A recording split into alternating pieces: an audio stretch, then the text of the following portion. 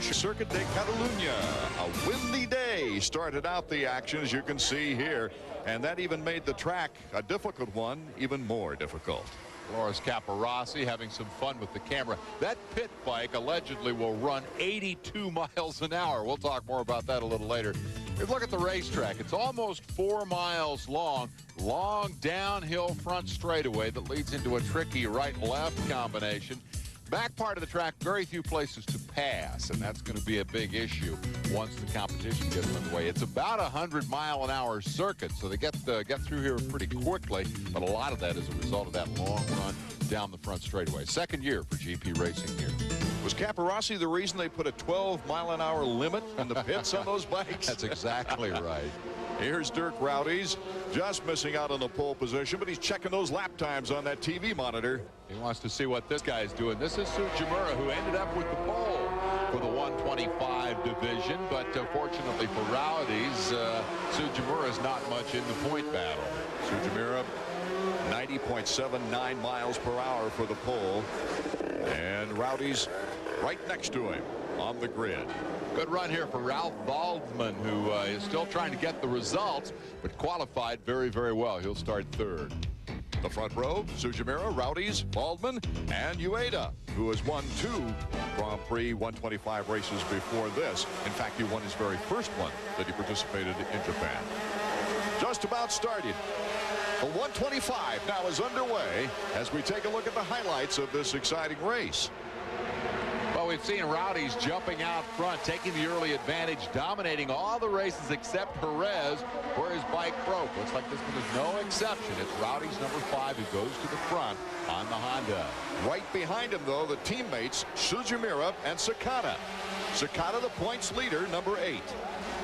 Tsujimura is very competitive, but missed a couple of races because he's hurt. Rowdies, I guess, is the surprise here because he doesn't have the factory stuff, although really in the 125 class this year, the what they call the B-kit bikes, the privateer Hondas, have dominated over the factory hardware. Rowdies is on one of those B-kit bikes. 3 first-place finishes to start the season, then the crash in Spain, a 3rd place, and he came back with a 1st place last weekend. And the crash in Spain is the key to it. Kevin Schwantz, are you listening?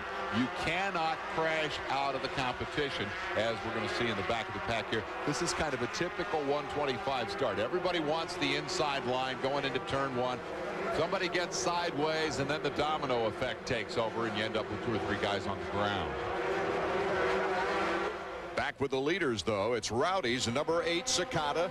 Tsujimura, number 36. Well, it helps to have a teammate, except in this case, they don't use each other's draft. They go 3 wide down into the first turn. And let's see who it's going to be. It'll be Sakata who comes out with the lead. Tsujimura goes to 2nd, drops Rowdies to 3rd. It's a problem for Rowdies. When you're racing teammates, you got to be careful. Rowdies back out on top. Sakata's consistency. You mentioned Kevin Schwantz, listen up. Sakata with 3 second places to start the season, won a race, and then came back with 2 second places. Always there on the roster. Rowdies gets the wins, but Sakata gets the points, and the 1 DNF means that Sakata is your point leader. And the reason we allude to Kevin is that he's been doing that this year, winning the race. He's been very consistent, but his history is one of crashing himself out of contention. So he's got to learn that lesson yet. Seems to have learned it in '93. Tsujimura, a very fast youngster with 1 win on the season out in front. Rowdies in 2nd. Very important in this race, he stay in front of Sakata, who's currently 3rd. Now Giro looks like he moves into 3rd. But watch what happens here. In rapid succession, the leader, Tsujimura, pitches it away right in front of Rowdies. He does a nice piece of work here. He's fortunate that the engine continues to run, gets her crank back up and jumps back into the fray, but he's no longer a contender. Sakata, the point leader, breaks down, and Giro, who was inside the top 3, breaks his motorcycle. Rowdies really gets a gift here. And really a sad time for Giro, who's a local hero on this particular track. While Rowdies' championship challengers were on the sideline, he had plenty of guys dying to beat him in the race, including this guy. Number 7 is Noboru Ueda. The remarkable young man that you mentioned won his very first GP that he ever rode 2 years ago in Japan. He has since struggled a bit, but now he's back on top. And with all the crashes, it's Ralph Waldman getting 2nd place by inheritance. And Rowdy's falling backward toward the end of this race. Tires went off. He had to struggle to stay inside the top 5, but point-wise, he's in good shape. This kid, Ueda, is really a fascinating character. He lives in Italy. He speaks 3 different languages. He's dying to be a GP superstar. Waldman comes up and challenges him late in the race, and it turned out to be a pretty good battle between the two of them. One of the cheeriest guys off the track right now in second place, but the old guard is out in front. Ralph Waldman, can the old guy hold him off? What an incredible finish. Last couple of corners. Keep your eye on that second place motorcycle because old Nabi Ueda's got a surprise for him. Saito in third. Torrentigi in fourth. Here it comes. Around the outside. Gotcha. Barely. Very little daylight between the top 4 bikes, Dave. Real difficult to pass on the outside anywhere. He did it there. Just got a terrific drive. Ran her up on the Tiger's teeth and says, I win, you lose. Waldman settles for second. Ueda the victor. And Rowdy's an important 5th place.